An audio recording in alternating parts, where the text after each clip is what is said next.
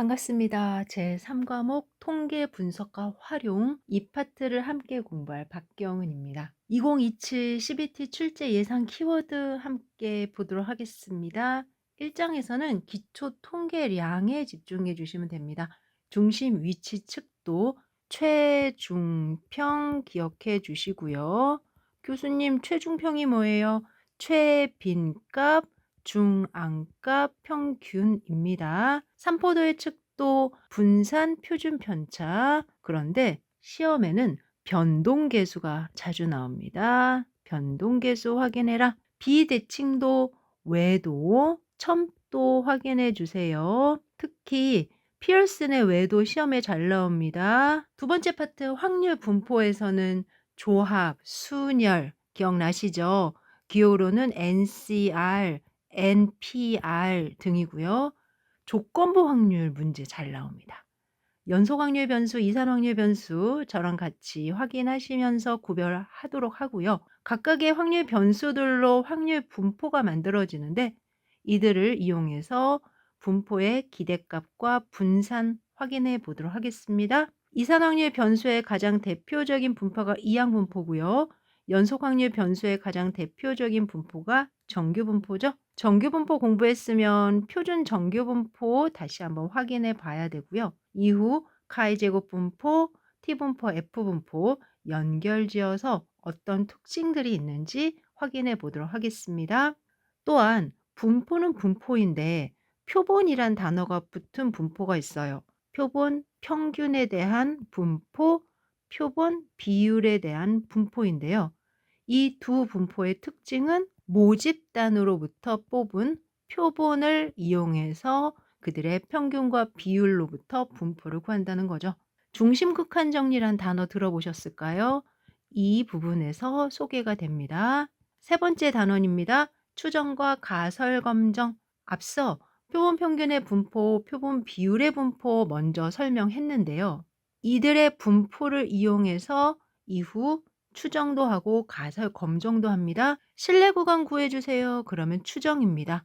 점 추정, 구간 추정, 그중에 신뢰 구간은 구간 추정이고요. 가설 검정해 주세요. 그러면 가설을 세우고 그 가설로부터 제1종 오류, 2종 오류 검정력도 보고 단일 모집단의 가설 검정, 두 모집단의 가설 검정까지. 그리고 보니까 챕터 3은 가설 검정이 훨씬 많아 보이죠? 맞습니다. 보통 통계합니다. 그러면 가설 검정을 하는 겁니다. 그 가설 검정을 조금 더 확장해 볼게요 하면서 챕터 4와 챕터 5가 연장이 됩니다.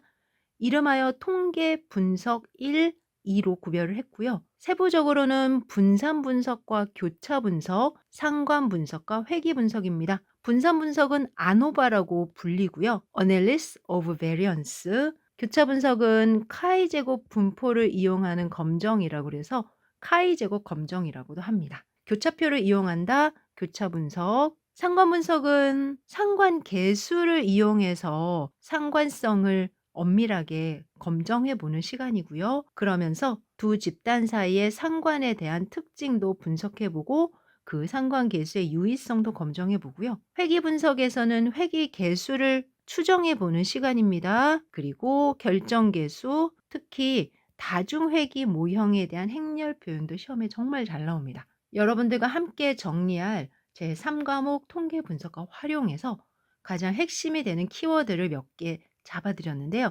각각에 대한 세부적인 내용 공부하러 들어갑시다.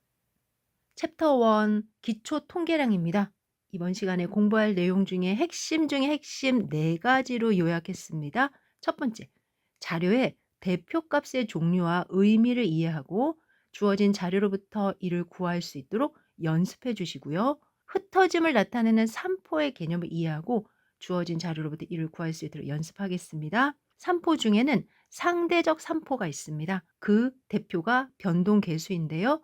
시험에 정말 잘 나온다고 말씀을 드렸죠. 변동계수의 필요성에 대해서 함께 이야기해보고 계산해 보도록 하겠습니다. 분포가 주어졌는데 그 분포를 이해하기 위해서 대표값, 산포도, 비대칭도 등을 분석해 봅니다. 비대칭도, 즉 외도, 그리고 첨도를 이야기합니다. 먼저 통계학이란 무엇인가에 대해서 간단하게 읽어보는데요. 시험에는 안 나와요.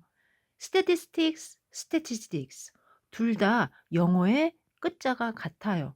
통계, 통계학.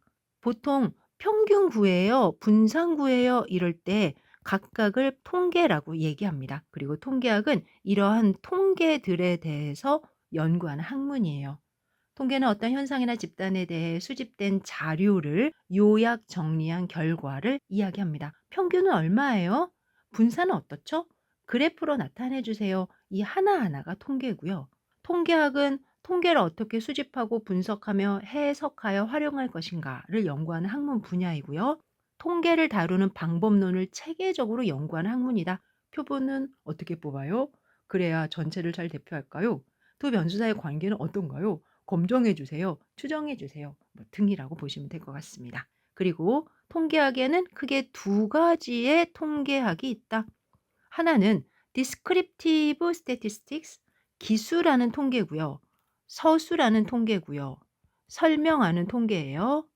또 하나는 inferential statistics, 추측하는 통계, 추론하는 통계입니다. 제가 이 둘을 구별하는 기준으로는 과거와 현재의 자료를 이용할 때는 기술 통계고 이들로부터 미래를 보고 싶으면 추측 통계다. 이렇게 구별하기도 하는데요.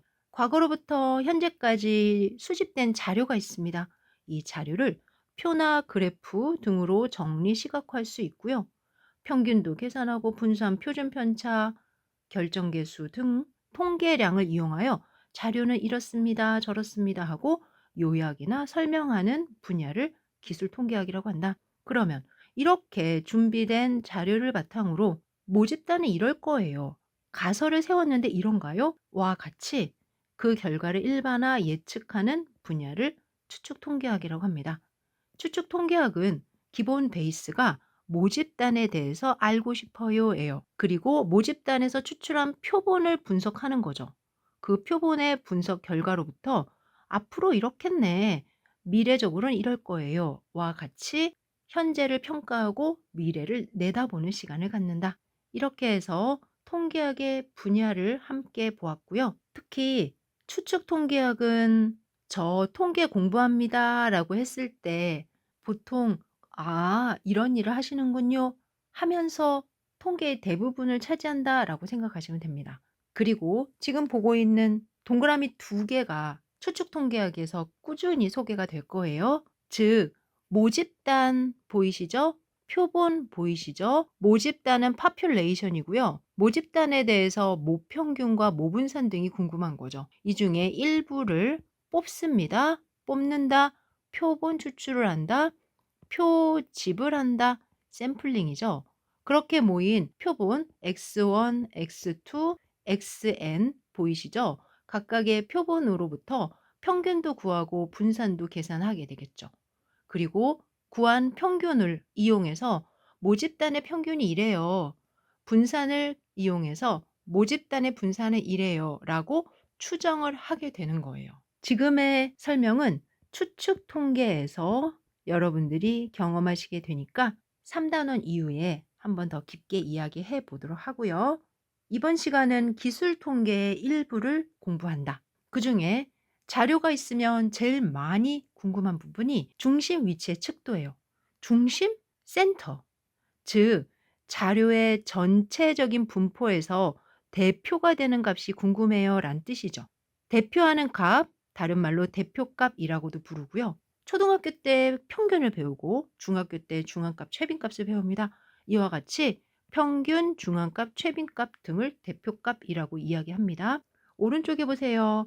자료들의 값이 중심으로 몰리는 경향을 나타내는 값이라고 하여 중심 경향 측도, 중심 경향치, 중심 위치의 측도, 또 대표하는 값, 대표값, 시험에서 대표값으로 물어볼 수도 있고요. 중심 위치의 측도는 중심 경향 측도는 중심 경향치는 이렇게 물어볼 수 있어요. 이 중에 평균, 초등학교 5학년 때 배운답니다. 그 중에 산술 평균, 기하 평균, 조합 평균이 있는데 보통 평균을 구해요. 그러면 산술 평균을 얘기하는 거죠. 민이란 단어 보이시죠?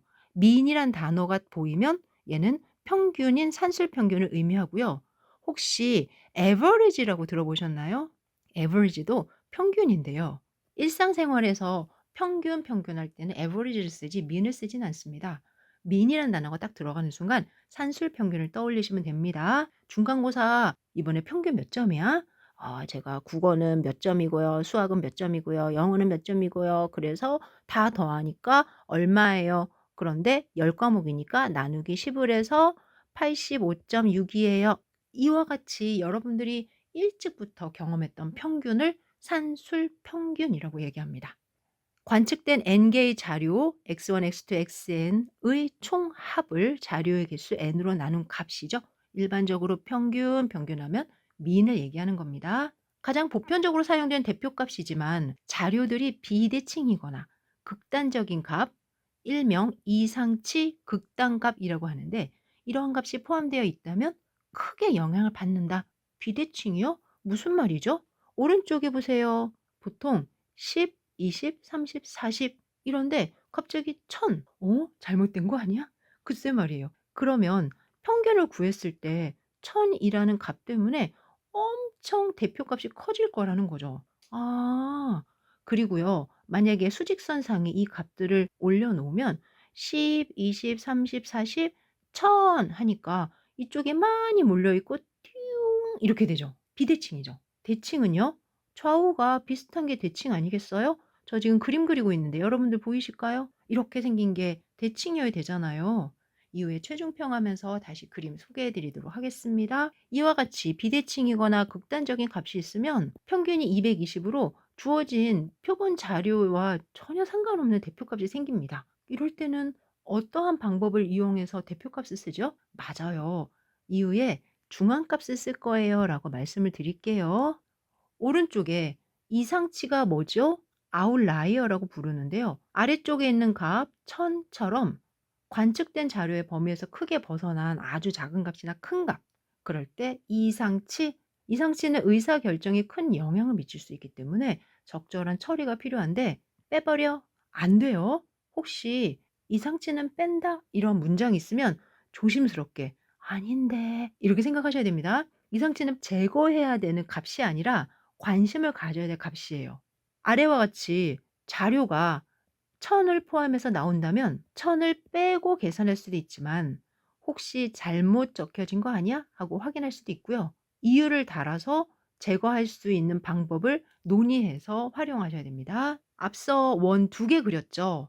하나는 큰 원, 모집단, 또 하나는 작은 원, 표본, 그리고 큰 원에도 평균이 있고요. 작은 원에도 평균이 있어요. 이때 큰 원은 모집단, 즉 연구자가 확인해 보고 싶은 전체 집단이잖아요. 이들의 평균, 전체 평균을 모평균이라고 합니다. population은 모집단이란 뜻이고요. population의 mean, 모평균. 그런데 모집단에서 표본을 뽑았어요. x1, x2, xn, y1, y2, yn 이렇게 표본으로부터 얻은 평균을 x의 입장에서는 x바, y의 입장에서 y바, 바를 붙인다. 위로 올라가서 표본 평균은 모집단에서 추출된 표본의 평균으로 x바, y바 등 바를 붙인다. 교수님, 모평균과 표본 평균은 어떤 차이가 있죠? 모평균은 보통은 모르는 값이에요. 모집단을 우리가 정의할 수 있지만 정말 모집단 전체 평균을 계산할 수 있을까요? No. 그래서 표본을 뽑아서 표본 평균을 구하고 그 표본 평균으로부터 이렇게 되는 모집단을 추정하게 되는 거잖아요. 따라서 모평균은 알 수 없는 평균이다. 그리고 현실에서의 평균은 x바인 표본 평균이다. 이때 그리스 문자 뮤 익숙하신가요? 질문 하나 한번 던질까요? 왜 모평균은 그리스 문자를 넣었을까요? 혹시 대답하실 분 계실까요? 그리스 하면 여러 특징이 있겠죠. 아테네라든지 소크라테스 등. 그런데 그리스에서 이 뮤라는 이 기호를 쓸 수밖에 없었던 이유가 있어요. 통계 체계는 간혹 소개가 됩니다. 현실에서는 표본 평균을 계산하게 되죠. 그리고 이 표본 평균으로부터 모평균을 추정하거나 예측하게 되잖아요. 왜 이래야 되는 거죠? 모집단에 있는 모평균, 모분산을 알고는 싶지만 알 수 없다는 거예요. 중요한 건 알고 싶다는 건 존재한다는 거죠. 그런데 인간은 알 수 없어요. 누구만이 알 수 있을까요? 그리스 하면은 뭐가 유명하다? 신화. 신만 알 수 있다. 그래서 오랫동안 모집단에 대한 기호로 뮤뿐 아니라 시그마 제곱, 시그마, 로우 이렇게 그리스어를 사용해 왔던 겁니다. 그에 비해서 표본은 현실값이잖아요. x1, x2, xn. 그러니 현실로부터 얻은 x바, s제곱, s, r 등등등 모두 현실적 표현법을 쓰고 있습니다. 한 가지만 더 들어갑시다. 모집단에서 궁금한 뮤, 시그마 제곱 이런 등의 값을 모수라고 해요. 그리고 표본에서 얻은 x바, s제곱, sr 등을 통계량이라고 한다. 이후에 소개가 될 건데 미리 한번 말씀을 드렸고요. 각 자료와 평균의 차, 현실적인 xi와 x바의 차는 편차라고 부르고요. 편차가 무슨 뜻이에요? 내가 갖고 있는 각각의 값들로부터 평균을 하나 구했으면 평균과 각각의 값의 차이가 있겠죠? 작으면 마이너스, 크면 플러스고 따라서 이들을 다 합하면 항상 얼마다? 0이다. 중심 위치 측도와 관련해서 기하 평균과 조합 평균도 소개를 해 드릴게요. 시험에는 직접 계산하는 게 나와요. 기하 평균 같은 경우는 왼쪽에 플러스 보도록 하겠습니다. 3년 동안 연도별 투자 수익률이 0.1, 0.2, 0.06일 때 연평균 수익률은 이렇게 된다. 약 0.11이다. 수익률에 대한 평균은 이렇게 계산하는구나. 또한 조합 평균에 적용 보세요. 갈 때는 80km/h, 올 때는 100km/h로 운행하였을 때 평균 운행 속도는 이렇게 계산합니다. 아, 이렇게 계산하는구나 하고 끝? 그럴 순 없죠. 사실 기하 평균, 조합 평균도 시험에는 한 번씩 나옵니다. 그리고 중고등학교 때는 배우지 않고 대학에 가서도 선택적으로 배우기 때문에 조금 설명해 드릴 필요가 있어요. 하지만 여러분들 산술기하 조합 평균에 대해서는 고등학교 때 산기조 해서 배우거든요. 산기조, 산기조 무슨 말이에요? 같은 값이면 산술 평균이 제일 큰 값이 되고요. 조합 평균이 제일 작은 값이 돼요. 예를 들어서 2, 3, 4라는 값이 있다. 그럼 2 더하기 3 더하기 4를 3으로 나누는 것, 2 곱하기 3 곱하기 4를 세제곱근하는 것, 2분의 1 더하기 3분의 1 더하기 4분의 1을 3으로 나눈 것 분의 1을 하는 것, 세 가지를 비교해 보면 산술이 제일 크고 조화가 제일 작다. 산기조, 산기조. 이렇게 우선은 기억해 주시고요. 기하 평균 어떤 거예요? 관찰된 n개의 자료에 대해서 그들을 곱해요. 그리고 n 제곱근을 쓰는 거예요. 그런데 아무 때나 쓰는 게 아니라 비율을 논할 때 보통 씁니다. 비율이요? 방금 읽었던 것처럼 연도별 수익률 또는 인구 변동률, 물가 변동률, 뭐뭐율 이러한 비율이요. 그런데 교수님, 왜 비율일 때는 산술 평균을 안 쓰고 기하 평균을 쓰나요? 비율은 A라는 값에서 몇 배가 돼서 A의 AR 이렇게 계산한 A 더하기 AR에 대해서 다시 이 값에 대해서 R 이러한 등비수열 기억나실까요? 등비수열의 합이 다시 표현된 것이 기하 평균이에요. 왼쪽에 예시를 이쪽으로 다시 옮겨와서 제가 계산을 한 번만 다시 할게요. 처음에 수익률 시작점을 A라고 한번 해봅시다. A의 0.1만큼이 생겼다는 거죠. 그리고 나서 그 0.1A에 대해서 0.22만큼이 또 수익률이 생겼다는 거죠. 그리고 나서 0.06만큼이 또 생겼다는 거잖아요. 같은 수익률이 있었다면 RA, R제곱 A, R 세제곱 A 이렇게 되지 않을까요? 다시 말하면 오른쪽으로 모아 결국 R 세제곱 A는 0.06 곱하기 0.22 곱하기 0.1 A였다. 따라서 R은 세제곱분의 이렇게 표현이 되죠. 지금 같은 상황에서는 산술 평균이 아니라 기하 평균을 쓴다라는 겁니다. 그리고 극단적인 값 이상치의 영향을 받지만 산술 평균보단 적게 받는다. 이 부분도 체크해 주시면 이후 문제 풀 때 도움이 됩니다. 조합 평균은 그 모양이 독특해 보이죠? 왜냐하면 관찰된 값에 대해서 그 역수 따라서 x1분의 1, x2분의 1, xn분의 1 그리고 이들의 산술 평균 그러니까 이들을 다 더해요. 이렇게 더하는 겁니다, 여러분들. 그리고 n개를 더했으니까 n으로 나누면 되겠죠. 그래서 n분의. 그런데 그 결과를 다시 역수로 그러니까 위와 아래를 뒤집게 되는 거죠. 그 결과 x1분의 1 더하기 x2분의 1 더하기 xn분의 1 분의 n 이렇게 표현을 합니다. n분의 1을 아래와 같이 이렇게 표현하면 전체를 더한 거를 n으로 나눈다. 두 표현 다 다르게 보이기 때문에 익숙해지도록 해 주셔야 됩니다. 조합 평균이었습니다.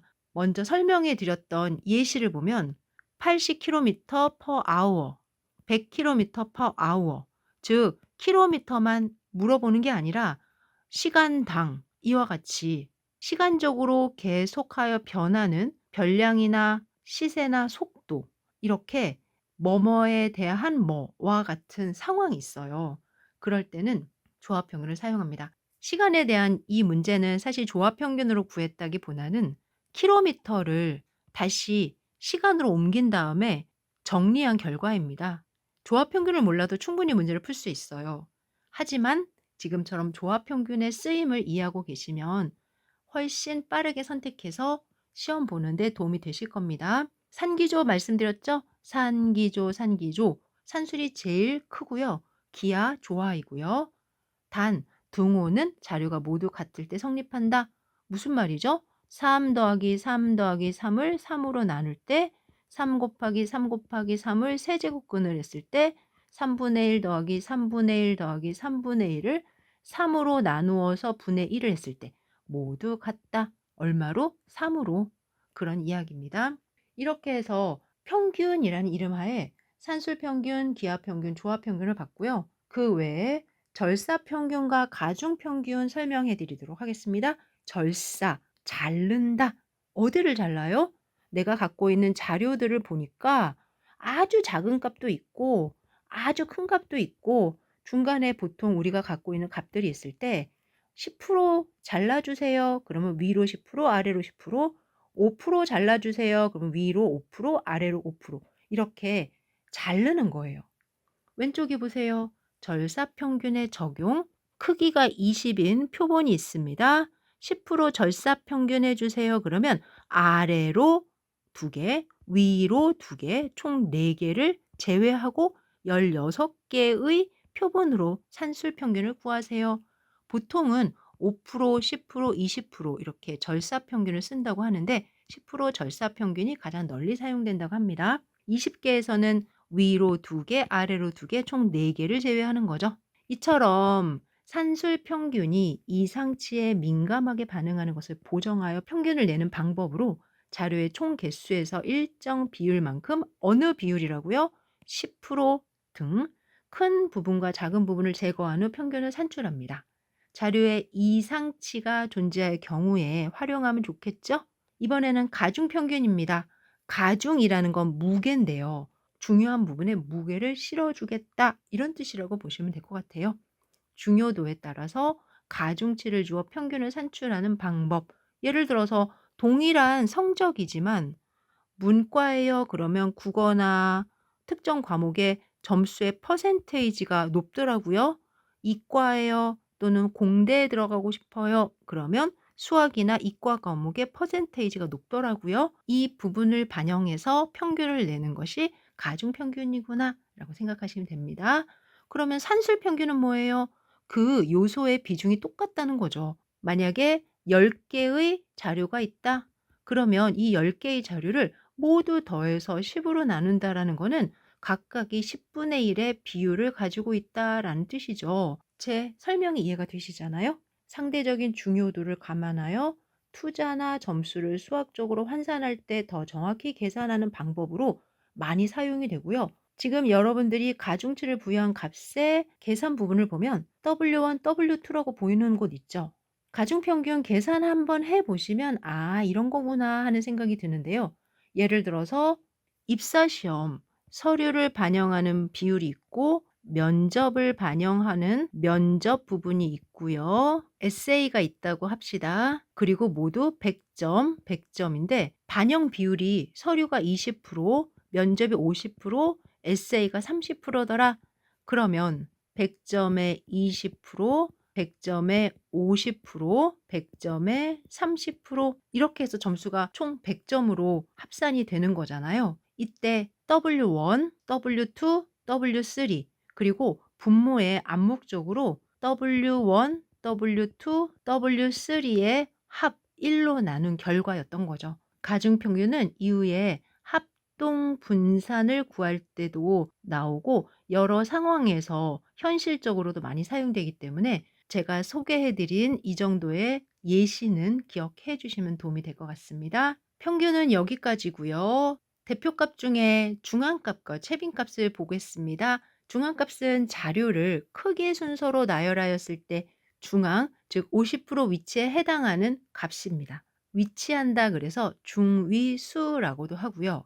예를 들어서 15, 5, 10, 20, 17 이라는 수의 중앙값이 얼마일까요? 그러면 먼저 크기 순으로 배열을 합니다. 그리고 가장 가운데 있는 수 1개, 2개, 1개, 2개, 15 금방 확인이 되죠. 그런데 만약에 수 하나를 더 추가해서 짝수개가 된다면 크기 순으로 배열을 하고 1개, 2개, 3개, 1개, 2개, 3개 없잖아요. 이때는 중앙에 2개가 있죠. 그리고 이 2개의 평균을 중앙값이라고 합니다. 지금 제가 설명해 드린 이 계산 방법을 일반화시키면 홀수계인가요? 그러면 n 더하기 1을 해서 2로 나눈 번째의 값입니다.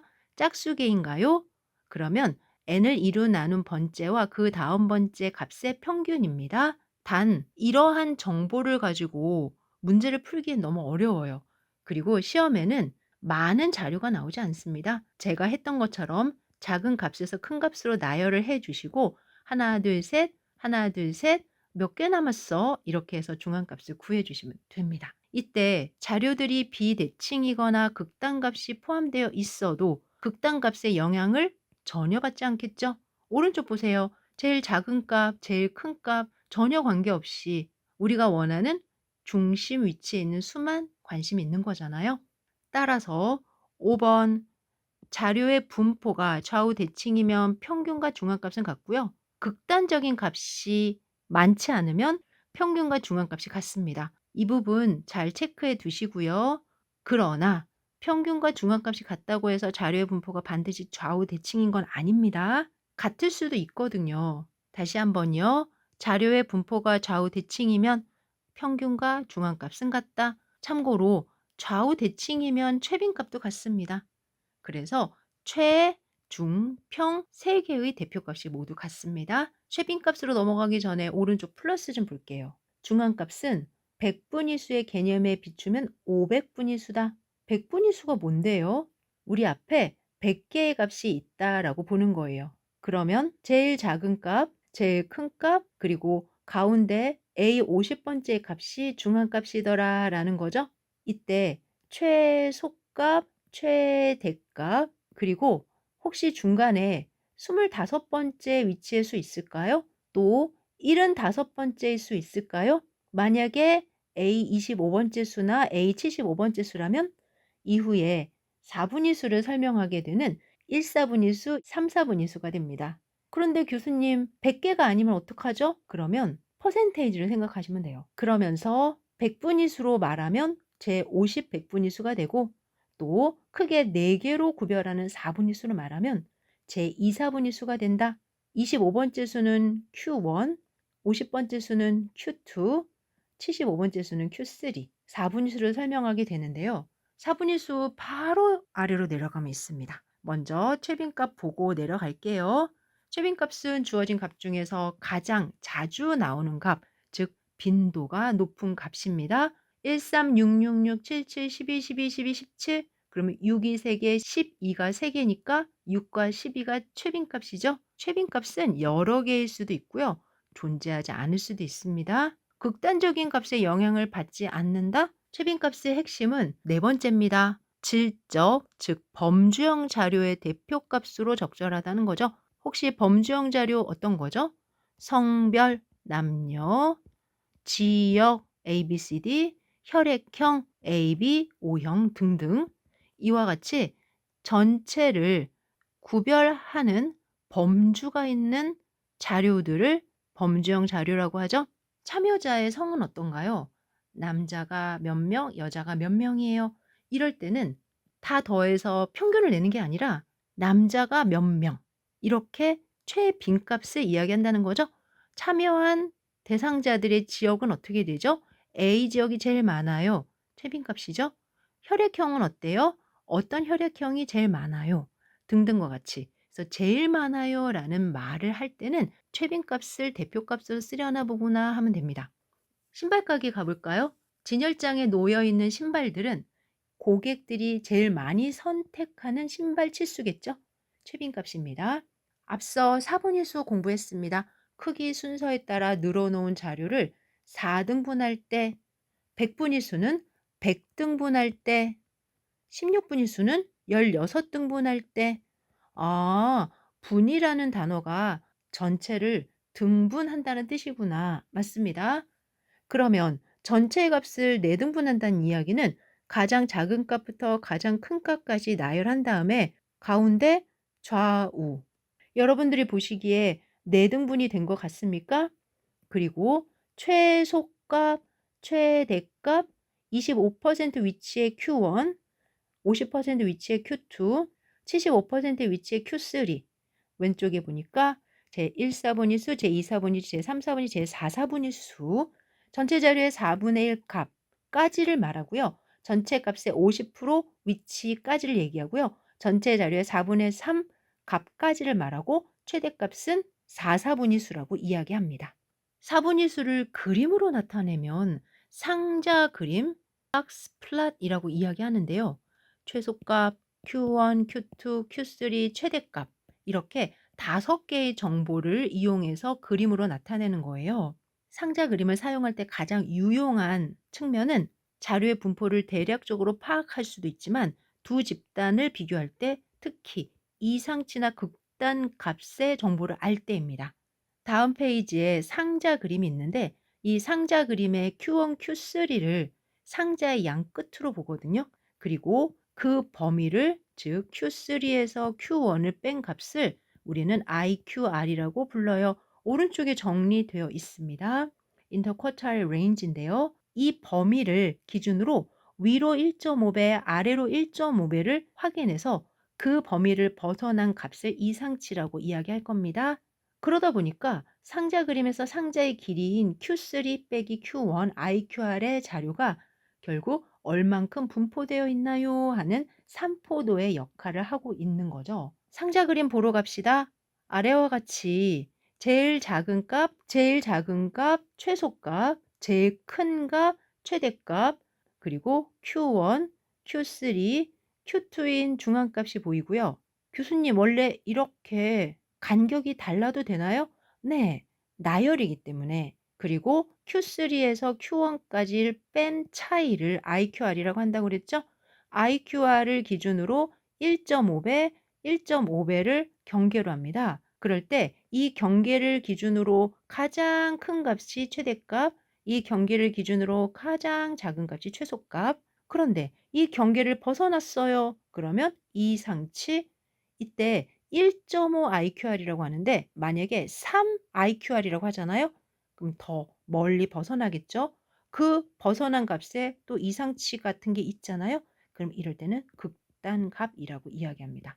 상자 그림 어떻게 그렸는지 확인이 되실까요?